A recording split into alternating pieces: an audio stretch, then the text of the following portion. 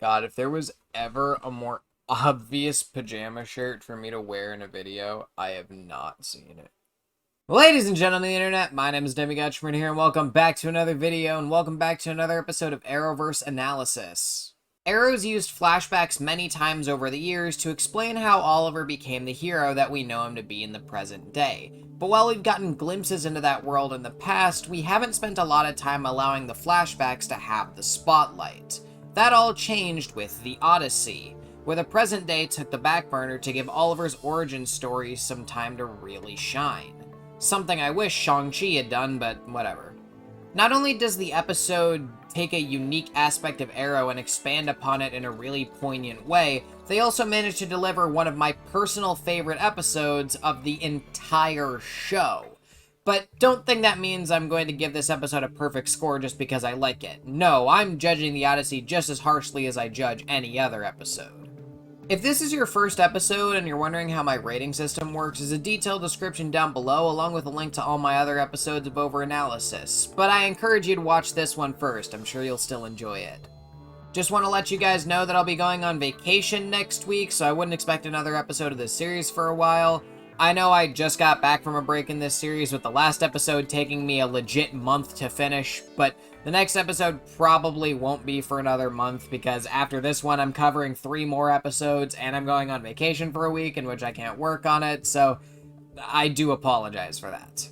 But with that out of the way, let's return to the overanalysis. John Baring returns to direct Arrow's 14th episode, The Odyssey, which first aired on February 13th, 2013. After an altercation as the Hood leaves Oliver in critical condition, we see flashbacks to Oliver and Slade attempting to find a way to escape Lian Yu. And I'll need the Unidac merger finalized by the end of the week. So this scene was shown at the end of the last episode, but I didn't comment on this part in that episode, so I'm going to comment on it now. And it's actually a good thing that they're showing it to me, because I would have forgotten otherwise. What they're talking about, about the Unidac merger, that's a direct callback to Season 1, Episode 3, Lone Gunman, the Deadshot episode. Makes the world feel more full and everything feel more connected. Moira Queen, you have failed this city. So technically it's a different episode, but since it's the same scene they showed at the end of the last episode, I'm not going to count Oliver saying it here as like a separate "you have failed this city," because we already saw this scene, so. Do you know anything about your husband's disappearance? Is Walter Steele still alive? I don't know where my husband is. Do you know anything about the undertaking? I said don't move! I'm a mother. I have a son, Oliver. Daughter. Her name is Thea. They've lost their father. They can't lose me too. So I actually do really like this, that Moira brings up Oliver and Thea against, well, Oliver, but the Hood. Because she really does love and care about them. Like, this especially. Like, the whole, they've already lost their father, they don't need to go through more trauma. Thea, or Laurel rather, made that same case with Quentin in Vertigo. So I really do like that. And especially, again, Walter's missing. And also, Moira technically hasn't lied to him in that she probably doesn't know where Walter is, based on the fact that she had to have Malcolm get her proof that Walter's still alive. So I really like this scene so far. And this part of it is really good, especially. And then immediately, she does what Laurel should have done and went for her gun! Dun, dun, dun, dun, dun, dun, dun, dun, dun, dun, dun, dun, dun, dun. I'm not gonna hurt you, Felicity. How do you know my name? Because you know my name. You have to promise me that you are gonna take me to my father's factory and nowhere else. There's the Constantine tattoo. And there's the Bratva tattoo. Again, I am inclined to call it out every time because little details like that matter. I should have taken him to a hospital. Because he knew the police would want to know how and why he got that wound. So we can't bring him to the hospital. We are bringing the hospital to him. His blood, he stored it for a rainy day. I'd ask why Oliver stores his blood. I mean, yeah, for situations like this, but my real question is when and how? Yes, stick fighting! How did you survive here for 6 months? It's been 6 months on the island? Good God! By the way, I hope that you guys get used to how atmospheric the island filter is and how, you know, how much, like, it just makes everything look darker. Because basically the entire episode is filmed like this, and when you're so used to the typical style that they go for in the present day, seeing an entire episode in this style really heightens that episode. And again, since there's like so few little like island segments thrown out, especially ones that I've included in this series, the times that you do get to see them and they have that different, you know, viewing style, that different filter applied to them, it piques your interest a little bit visually. What is the point of this? These soldiers don't carry bamboo, they have guns! Jam this in my face. Watch this. Look at that. Hang on, real quick. Needing to check something.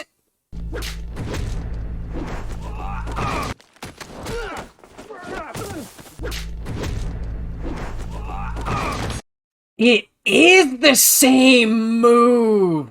Oh, that just made this sequence even cooler, man. This is the airstrip. And these infrared images show there are at least 10 soldiers guarding the perimeter at any given time. My problem is the guy here in the tower. The glass is bulletproof. I can't take out the tower guard with my sniper rifle.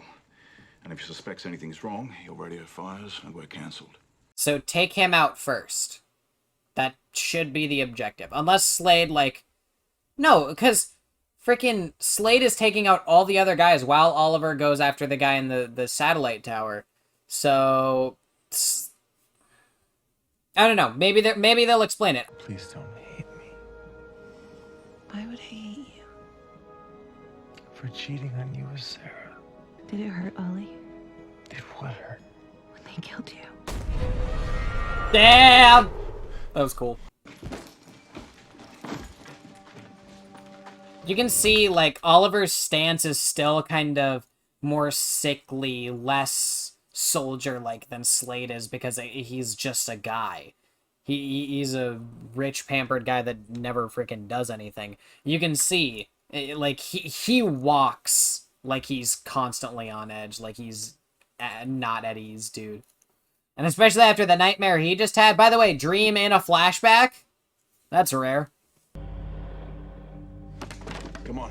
Notice he doesn't put on the mask. Oh, God. Soldiers. You're gonna see us. They're going to see you. Wait! Stop! How they don't see him put the balaclava on is beyond me. What are you doing so far from camp? I got separated from my unit. Come with us. I can't. Oh! Be still.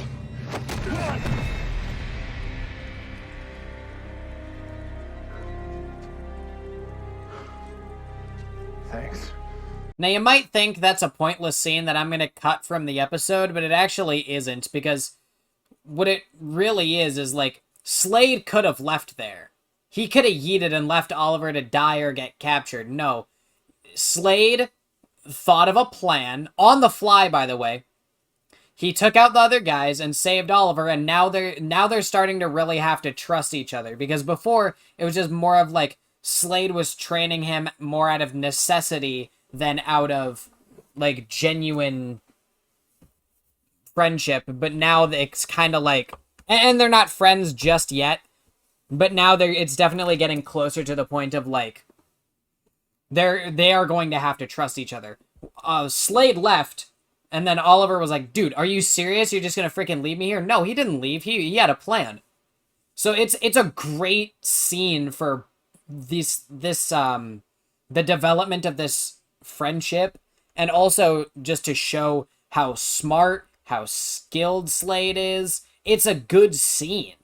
See on Fire's desk here, the thing that you're probably going to see is the gun. But if you look, actually, this is where my eyes were drawn, was the book on the table here, The Odyssey, which not only is the name of the episode, so roll credits, but also that's where the challenge code later on in the episode comes from here. So it just shows, like, you see, there's basically nothing in this episode is unimportant. It's a very well-constructed episode. And also, I'd like to point out another part of it is that this is Chekhov's gun right here. And especially the fact that it's next to a gun is ironic. This is right here, showing this on screen means that this is going to be important in the episode in some way. And then, lo and behold, it comes back in the form of the challenge code later on in the episode. This is how you do Chekhov's gun. This is how The Flash should have done Savitar or Gideon. Dude, freaking Season 8 of The Flash had the perfect way to fire that Chekhov's gun, which was the Chekhov's gun of Savitar, which was the death of Iris, and then they didn't do it. They had a great way to fire the Chekhov's gun with Gideon during Armageddon by having Barry have to rebuild her. Only this time and especially with the number of Legends of Tomorrow references in Flash Season 8, I am shocked they didn't have Barry rebuild Gideon and have her, instead of being voiced by Morena Baccarin, be voiced by Amy Louise Pemberton. I am shocked that they didn't do that. But you see right here, this is a perfect example of how to fire Chekhov's gun. So Flash writers, take notes. I hope you are steadfast in your commitment to our cause, Yao Fei. For her sake. This is now setting up Shadow, who shows up at the end of this episode, I believe. Yao Fei's daughter, which is the whole reason that he joined Fires in the first place. But you can see the real thing that I wanted to point out there is the expression that Yao Fei and Wintergreen had at each other there. Just that 1 second little stare, dude, shows that there's still some rivalry there. Some fact that Wintergreen doesn't fully believe that Yao Fei is all in. The wolves come out at night. Of course there are, because what would the worst place on Earth be without wolves? Well, the only thing that'll keep them out is fire. Well, you know, you're welcome to help. I love this. I've been working on this for 2 hours. Thank you for the entertainment. And again, scenes like this that might seem unimportant or you know, that's for a jokey joke. No, it's to build rapport between these two characters because we haven't seen them build that rapport yet and we need them to trust each other. You're gonna wear that thing out just by looking at it. Her sister was with me when the boat went down. That's why I've got to get home. To make this right. Everybody is in this life for themselves. I learned that here. Do you remember I told you that I had a partner? Yeah. Do you remember the guy who tortured you? That freak show was your partner? Yeah, I thought we established that last episode.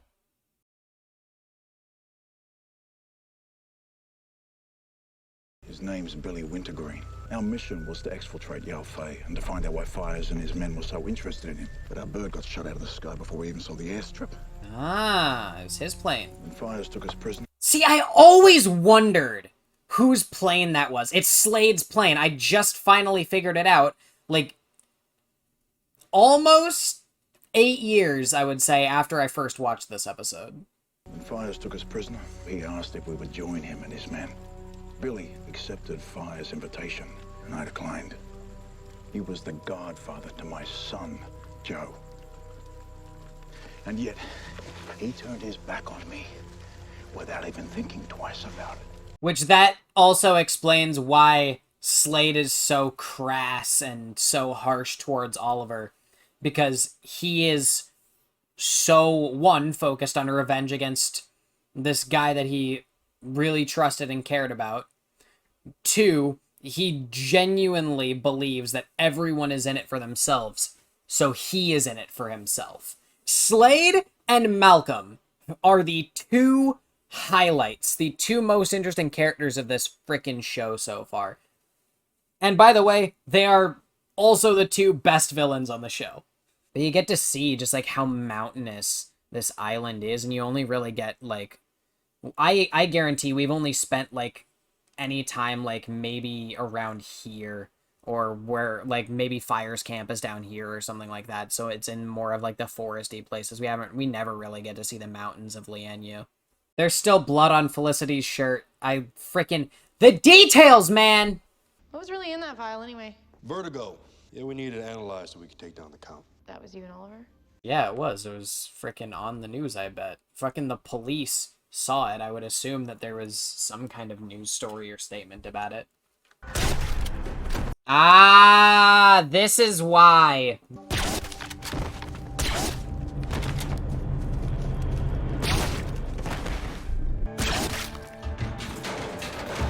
Oh, how did that not alert the guard? Ah, that's how. Fuck what I said then.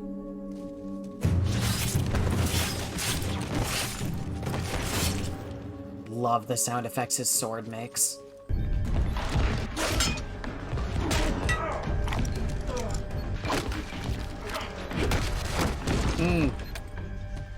You see that? Oliver tried to do the move Slade was gonna teach him and he failed at it. Because he's not perfect. And I don't want to keep bringing up other shows, but I love that there is some kind of trial and error to stuff like that.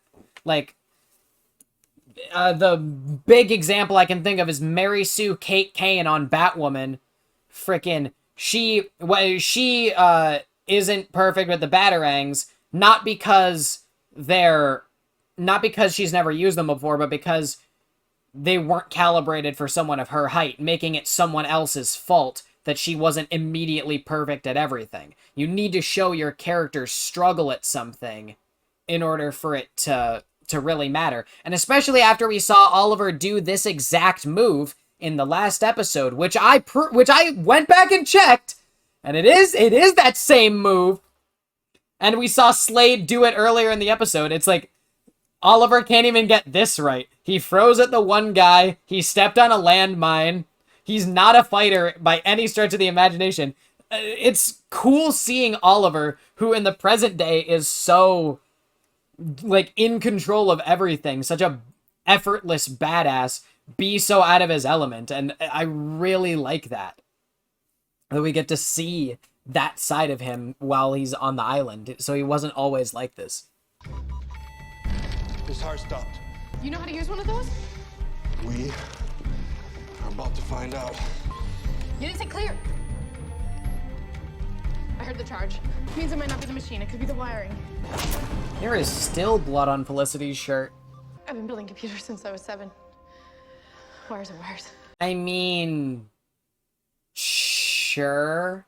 That's not the point of this scene, though. The point of this scene is to get Diggle and Felicity. It's the same thing that they're doing with Oliver and Slade, building up their relationship. So they're building up Diggle and Felicity in the present day, while they're building up Oliver and Slade in the flashbacks.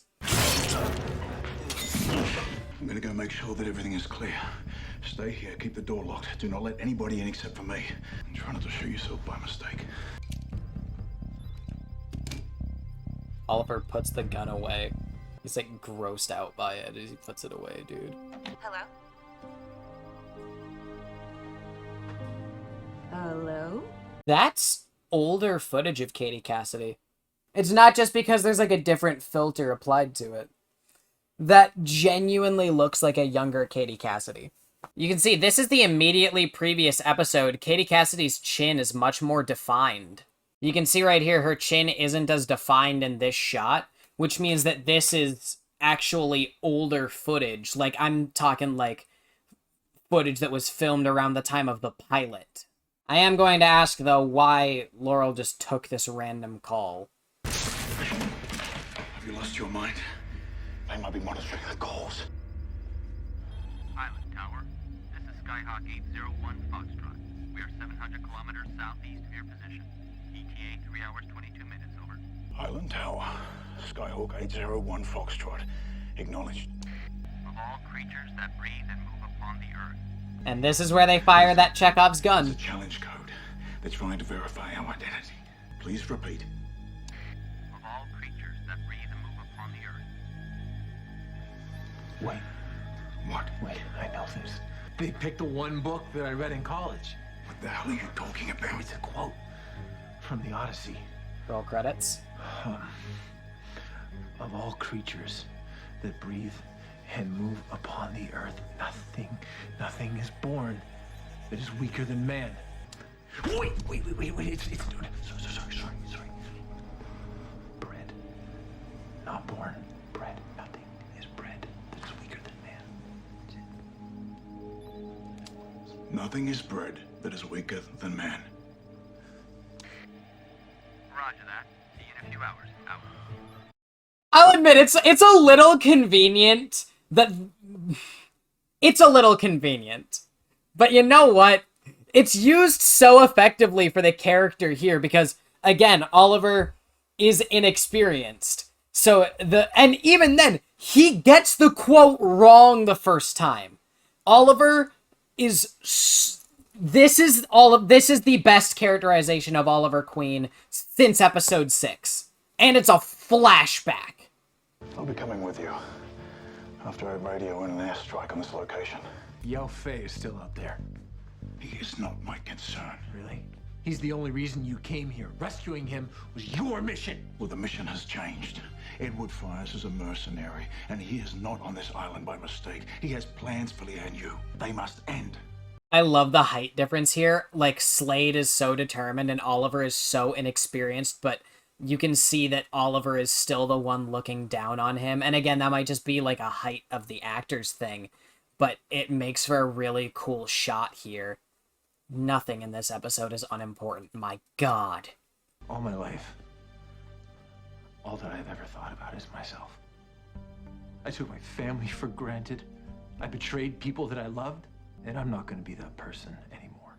I can't leave Yao Fei here to die. The plane leaves in 3 hours. If you and your friend are not on it, I am going to leave without you. If I don't make it back in time, I want you to call my family. Call my family. The fact that Oliver doesn't even have a message, he just to tell... I love this episode so fucking much. I thought that after doing this series, that I would never be able to watch this show in the same way, and that's partially true. But because I'm taking such a much deeper look at it now, I am getting so much more out of this, especially this episode, than I ever would have on any other viewing of this episode. There is still, like, obviously this is a bad time to pause it, but I was checking to make sure, and yes, there's still some blood on Felicity's, like, this area right here by her neck, which means there is still blood on this shirt. I cannot get enough of the attention to detail, dude. When I was in Afghanistan, my unit was tasked with protecting this local warlord, Kolim Kadir. We were accompanying him to Mosul when my convoy was ambushed by insurgents. We had him outgunned. The firefight didn't last more than a minute. They were all dead. I knew which one I had killed. When I pulled off his keffiyeh, I could see it was just a kid, no more than 18. I killed this kid to protect this human piece of garbage, and I thought, am I still good? Doing this with Oliver, doing what we do, I feel good again for the first time in a long time. And that's worth all the collateral damage? There are always casualties when you're fighting a war. Aha! I'm gonna turn my fan off because now I'm getting almost too chilly. But I love that line that Diggle just said. That's a direct callback to, again, Lone Gunmen, where Oliver literally described Diggle as a fellow soldier. And by the end of the episode, Diggle literally said, you're fighting a war, Queen, and you're going to do it with or without me. Also, Felicity raises the question of, is what Oliver is doing right? Is what Oliver and Diggle are doing right? And they don't really give you an answer. But I like that they leave it ambiguous like that. You can make your own judgment about it. We're not going to tell you how to think. We shouldn't have come back. What reason could you possibly have for staying here? But what?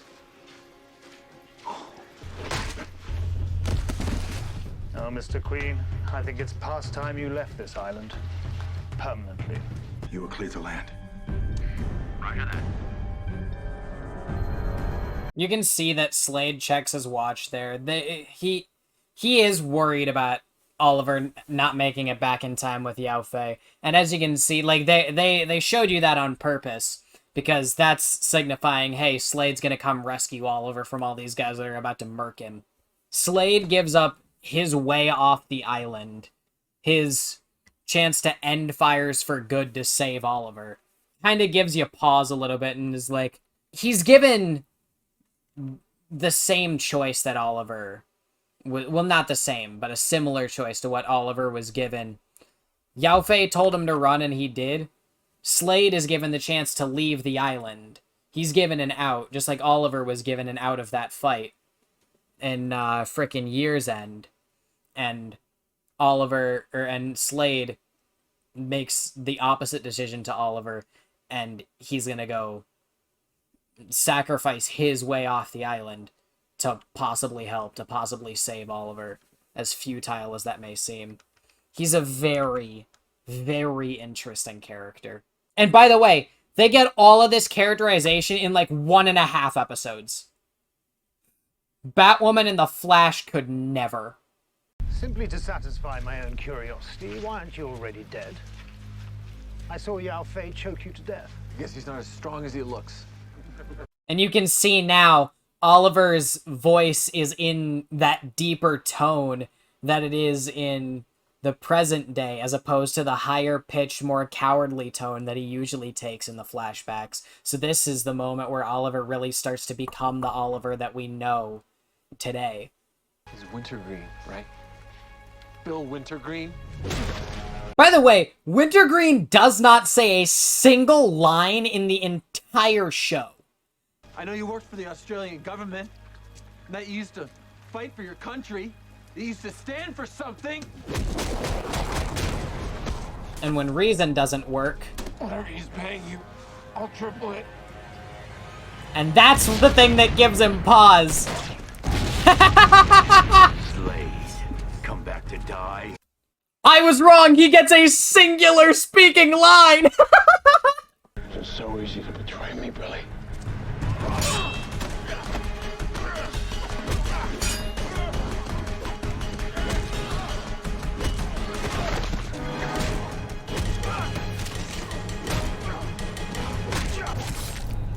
And the fact that they don't show what he does, only to cut to it a second later.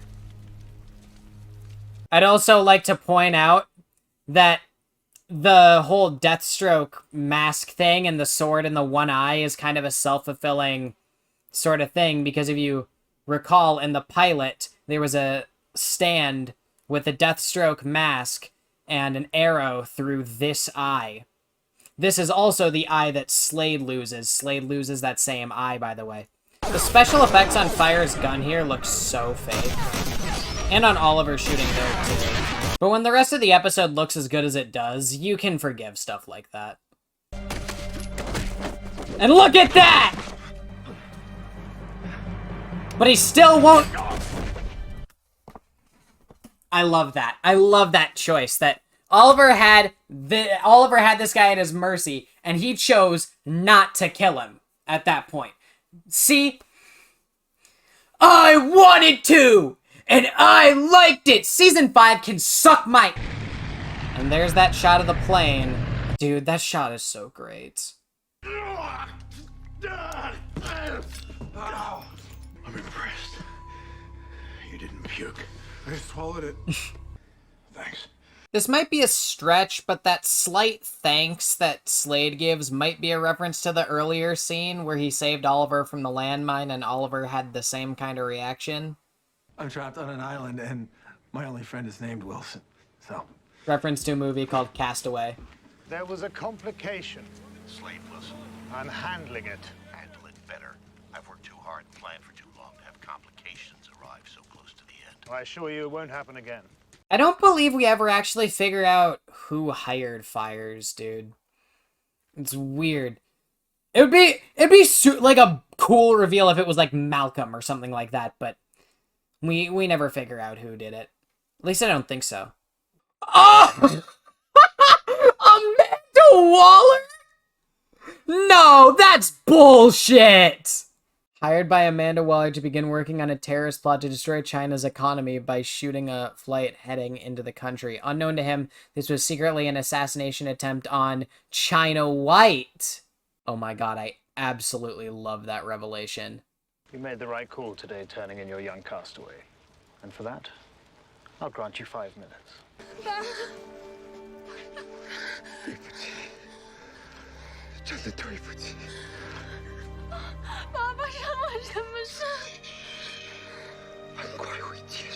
And look at that, that's Shadow's dragon tattoo.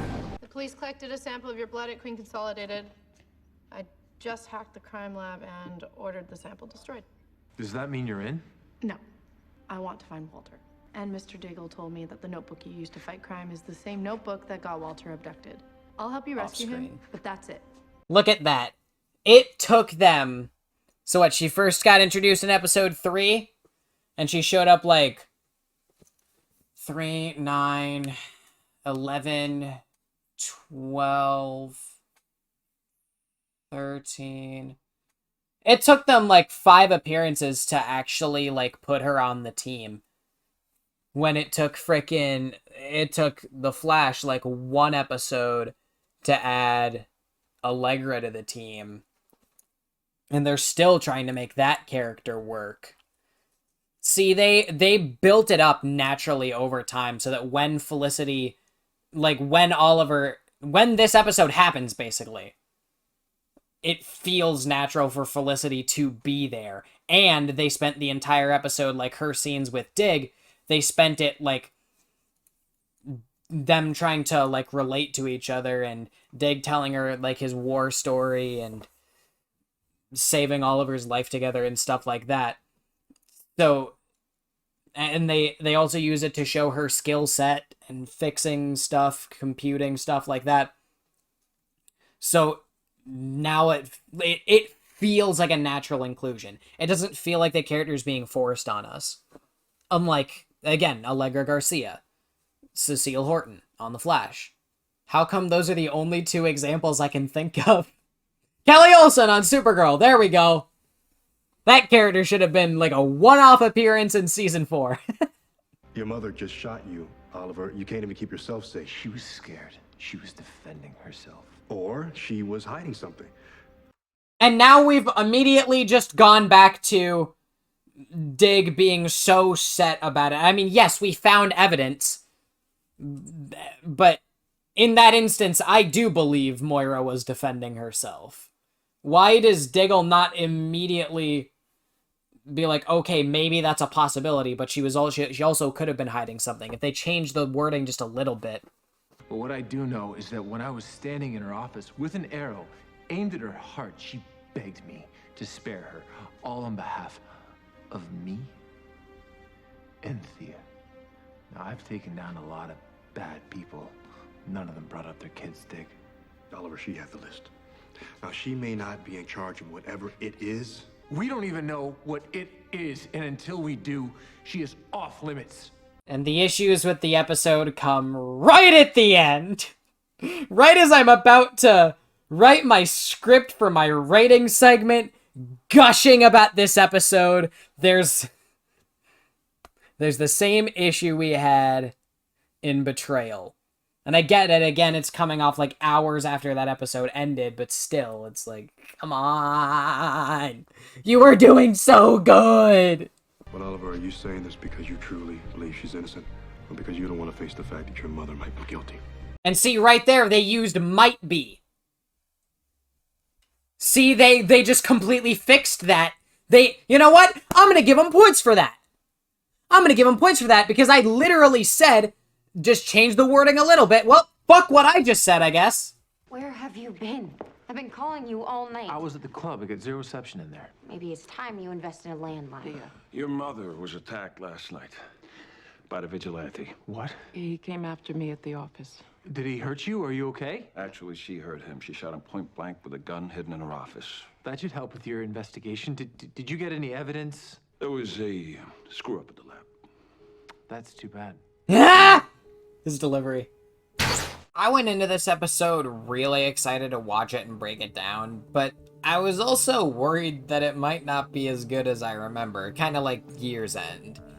But believe it or not, I actually walked out of this reaction thinking this episode was even better than I remembered it being.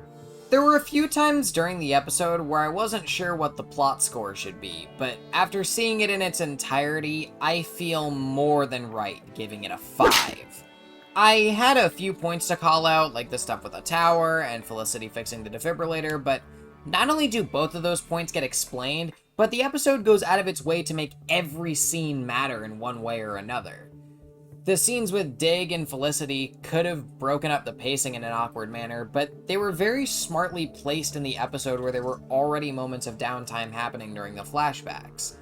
And like the scenes with Oliver and Slade on Lian Yu, they serve the purpose of building rapport between those characters so they feel they should be working together. I should technically drop the episode a point for the challenge code just so happening to be the one book Oliver read in college, and that he was able to recall the quote exactly. But because it's a perfect use of Chekhov's gun, I'm gonna let it slide. I hope that my characterization score is obvious by how I gushed about every character's writing this episode, but in case it wasn't, this will be the first episode to get a 5 in this category. I don't want to repeat myself all that much, but to summarize, this is not only Oliver's best episode yet, as we get to see so many different sides of him, including seeing him start to develop into the man we see in the present day, but it also manages to make you care about Slade and make his fight against Wintergreen feel cathartic despite us only having known the character for an episode and some change. And in terms of developing Oliver and Slade's friendship, this episode does a fantastic job of that too, because of how much time you spend with them. The scenes of them working together on the island might seem pointless on the surface, but when you really look at them, you start to get that the point is to develop their relationship and partnership with those two characters. This is a great episode for Dig and Felicity as well, and we get to see why Yao Fei joined Fire's army in the first place through the introduction of Shadow.